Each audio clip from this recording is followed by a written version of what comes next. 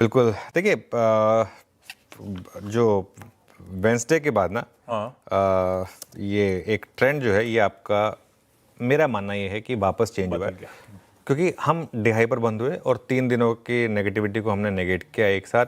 एक कहीं ना कहीं एक डर आया शॉर्ट्स को भी कि नहीं, उनकी भी पिटाई हो सकती है।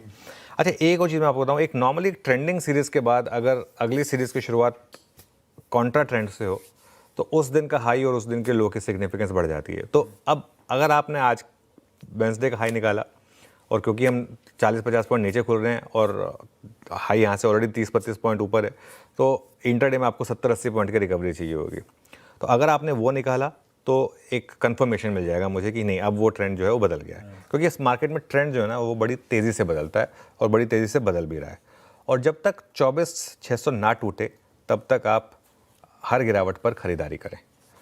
और एक चीज़ मैं आपको बताऊं, मैं फिर जा रहा हूं पॉलिसी पर, क्योंकि वो पॉलिसी वेडनेसडे को आई थी। पॉलिसी के बाद मुझे लग रहा है कि ऑटोज़, बैंक्स, एनबीएफसीज, कुछ सेलेक्टिव रियल एस्टेट, कुछ सेलेक्टिव एफएमसीजी, इन पर आपको लॉन्ग बनाने की चेष्टा करनी चाहिए, क्योंकि जो ये स्टेटमेंट थी जो गवर्नर साहब की थी वो काफ़ी पॉजिटिव थी। अभी कुछ समय के लिए बस अगर आप चाहें तो थोड़ा सा आईटी, इससे थोड़ी सी दूरी बनाकर रखें। सरकारी बैंकों की एक बास्केट बनाएं और इसमें आप, मुझे लग रहा है कि हर गिरावट में खरीदारी करें।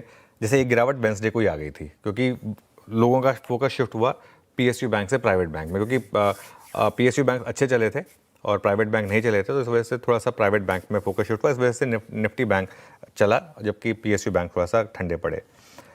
और डिफेंस और कैपिटल मार्केट में कुछ सेलेक्टिव स्टॉक्स, बहुत सेलेक्टिव स्टॉक्स, सब नहीं चलेंगे, लेकिन यहाँ पर भी एक साइन मिल रहे हैं कि कुछ स्टॉक्स यहाँ पे चलने को तैयार हैं, जिस तरीके के मूव्स बने थे वेडनेसडे को। अगेन मेटल्स में मुझे लग रहा है आज थोड़ी सी हो सकता है आपको प्रॉफिट बुकिंग देखने को मिल जाए। एक तो डॉलर थोड़ा सा ऊपर आया है और एक ग्लोबली अगर आप देखें कमोडिटीज थोड़ा सा नीचे आई हैं, और मेटल्स में हमने एक बहुत बड़ी रैली एंजॉय की है।